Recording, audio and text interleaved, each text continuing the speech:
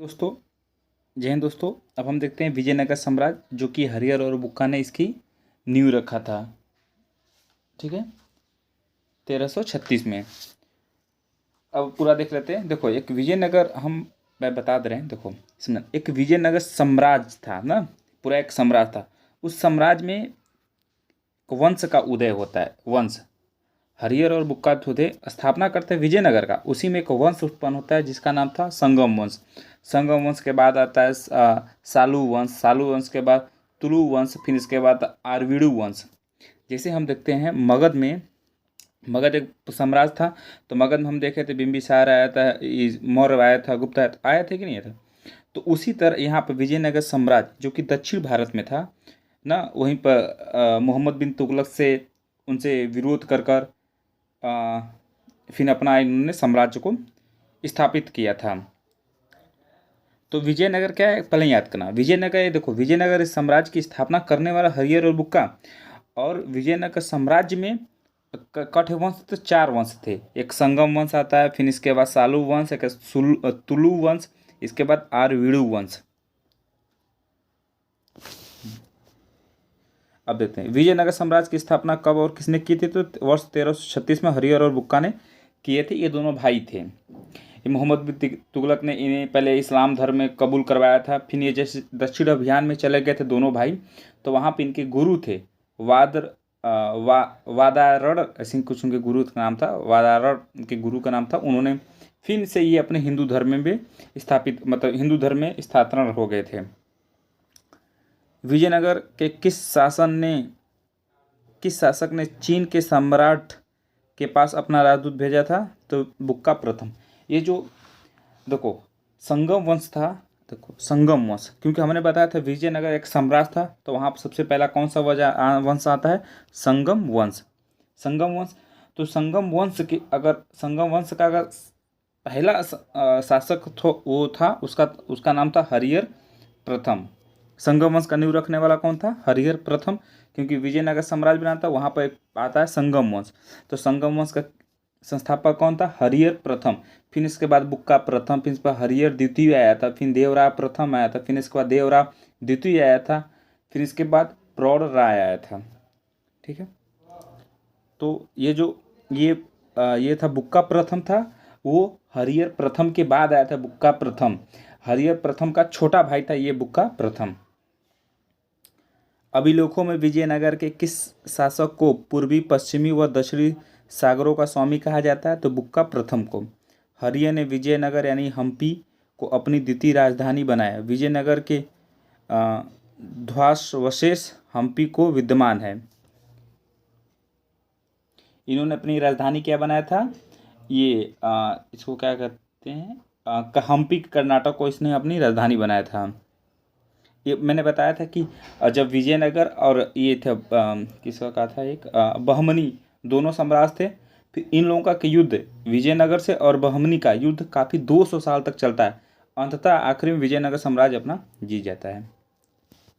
विजयनगर का पहला शासक कौन था और बहमनी जिसने बहमनी से गोवा को छीना था। तो हरिहर प्रथम था। मैंने बताया हरिहर प्रथम था, इसका छोटा भाई बुक्का प्रथम, वो इसके बाद आता है, हरिहर प्रथम के बाद आता है।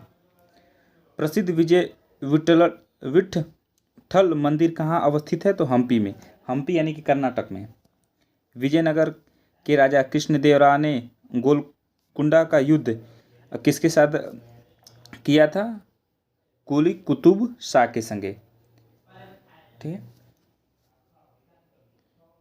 ये देखो आ गया, 4 वंश थे ना, मैंने बताया। देखो यहाँ पर 4 वंश थे। ये रहा 4 वंश के नाम। देखो वंश, संगम वंश, सालू वंश, तुलु वंश, आरवीडू वंश। अब इनके समय भले याद मत करना, मैं भी नहीं कहूँगा आप यहाँ अंतिम शासक याद कर लेना। पर हाँ, इसमें इंपॉर्टेंट है संस्थापक। संगम वंश के कौन थे, हरिहर प्रथम। सालू वंश के सालू नरसिंह, तुलु वंश के वीर नरसिंह, और अरावीडू के कम तिरुमल थे। अंतिम शासक देख लेना संगम वंश के, तो विरूपाक्ष द्वितीय, इम्पाड़ी नरसिंह, सदाशिव राय किसके अंतिम शासक थे, तो तुलु वंश के। रंग तृतीय, ये किसके, आरवीडू वंश के। समय भले याद मत करना, पर हाँ इसके संस्थापक आप जरूर याद कर लेना, डायरेक्ट सवाल पूछता है। विजयनगर साम्राज्य की वित्तीय व्यवस्था की मुख्य विशेषता क्या थी? भू राजस्व। वो भू राजस्व यानी कि जमीनी से टैक्सन का उनका फाइनेंशियल था, यही मेन सोर्स था।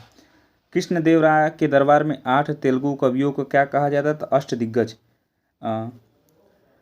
टालीकोटा का युद्ध किस वर्ष हुआ था? तो 1565 में हुआ था। ये देखते हैं विजयनगर साम्राज्य के राजवंश देखते थे। यात्री कौन कौन इनके साम्राज्य में आया था? शासन किसका चल रहा था? उनका विवरण। आप देखो विवरण मत याद करिए, आप स्क्रीनशॉट लेकर पढ़ लीजिएगा। मैं यात्री और शासक बता दे रहा हूँ। बाकी देश कभी नहीं पूछता है, देश नहीं पूछेगा, देख लीजिएगा। बाकी विवरण भी कोई सा जरूरी नहीं है। हाँ, ये जरूर पूछ सकता है कि कौन सा यात्री किसके शासनकाल में आया था, तो ये जरूर पूछता है। तो निकोलो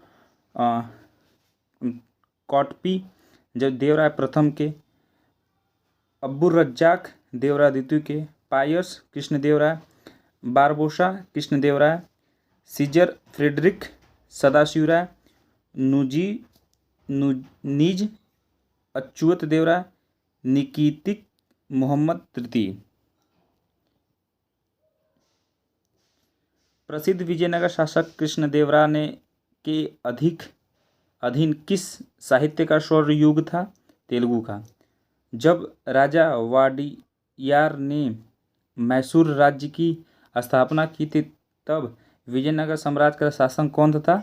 तो वेंकट द्वितीय था। जब एक राजा थे, तो वाडियार के राजा थे, तो मैसूर का स्थापना किए थे, तो उस समय विजयनगर का शासक कौन था? वेंकट द्वितीय था। अपनी मधुरा विजय कृति में अपनी पति के विजय अभियानों का वर्णन करने वाली कवित्री कौन थी? तो गंगा देवी थी। होयसलों की प्राचीन राजधानी द्वार समुद्र का वर्तमान नाम क्या है? हैलबीड। विजयनगर की प्राचीन राजधानी के सोर्स किस खंडहरों से मिलते हैं? तो हम्पी के खंडहरों से। हम्पी वही अपना संगमवंश की अपनी राजधानी बनाए थे, हम्पी, जो कि कर्नाटक पहली राजधानी। वैदिक ग्रंथों के भाष्यकार शायर को आश्रय प्रदान किया था? तो विजयनगर साम्राज्य के राजाओं द्वारा। अब यहाँ पे ये देखो, अब देखते हैं राज्य, देखते हैं इसके स्थापना कब किया गया था, राजवंश कौन थे, राजधानी क्या थे, और इनका विलय। देखना ये जितने भी दक्षिणी वाले थे ये सब थे, ये आखिरी में देख लेना, ये सब क्या विलय हो जाते हैं। क्योंकि पता है, क्योंकि हमने बताया था कि जब लोधी वंश था, लोधी वंश दिल्ली सल्तनत का आखिरी था, इसी का आखिरी शासक कौन था? तो इब्राहिम लोधी। जो कि इब्राहिम लोधी को कौन मारा था? तो बाबर ने मार दिया था, बाबर ने मार दिया। अब यही बाबर ये अपना मुगल वंश बना लेता, तो मुगल वंश बनाता है, तो पता है मुगल वंश बन जाता तो बाबर आता, फिर हुमायूं आता, फिर शेरशाह सूरी आता, फिर अकबर आता, जहांगीर आता, शाहजहां आता, औरंगजेब आता है ना। तो फिर अब जैसे मुगल वंश इधर चल रहा है हमारे दिल्ली में, देखो इधर, यहाँ पर एक चीज़ बता दें, एक मिनट रुक जाओ। जैसे अभी दक्षिण वाले हैं सब, ये विजयनगर बहमनी वाले, इधर दिल्ली में अपना मुगल देखो आ गया, अपना मुगल वाले आ गए सब। अब ये सब धीरे धीरे किसके साथ मिल जाएंगे? इन मुगल के साथ, क्योंकि पता मुगल पूरा अपना साम्राज्य फैला लिए थे। तो अब ये जितने दक्षिण वाले थे अब सब मुगल के साथ अपना विलय कर लेते हैं। देखो राज्य देखते हैं, बराड़ था, इसके संस्थापक कौन थे? ये सब छोटे छोटे राज्य थे ना। फतेहुल्लाह इमाम शाह, इसकी स्थापना मत पढ़ना, आप स्क्रीनशॉट लेकर पढ़ लेना। इमाम, इसके राजवंश कौन थे? इमाद शाही ना। इनकी राजधानी क्या बनाया था? गाविलगढ़, एलिचपुर। अब विलय देखो 1574 ईस्वी में अहमदनगर में इनका विलय हो गया था। एक बीजापुर, यूसुफ आदिल खान थे इसके संस्थापक। राजवंश कौन था? आदिल शाही। राजधानी क्या बनाया था? नौरसपुर। इनका विलय किसके 1786 ईस्वी में औरंगजेब द्वारा मुगल साम्राज्य में औरंगजेब ने करवा लिया था।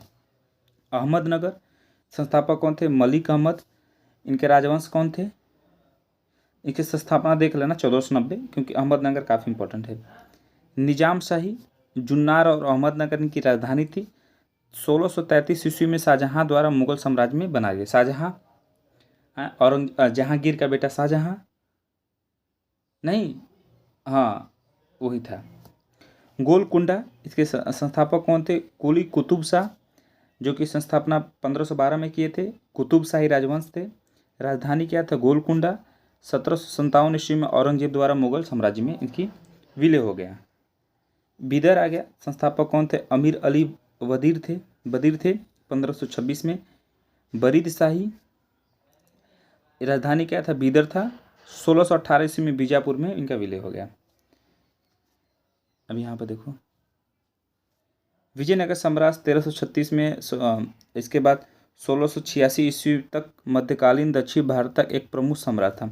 यहाँ से लेकर यहाँ तक 1336 से लेकर 1646 तक दक्षिण भारत था हमारा मध्यकालीन में, क्योंकि मध्यकालीन इतिहास में चल रहे हैं हम लोग।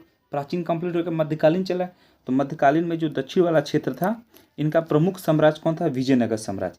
यहीं पर कौन कौन थे वंश उभरे थे? संगम वंश, सालू वंश, तुलु वंश और आरवीडु वंश। संगम वंश का नींव किसने रखा था? हरिहर प्रथम ने।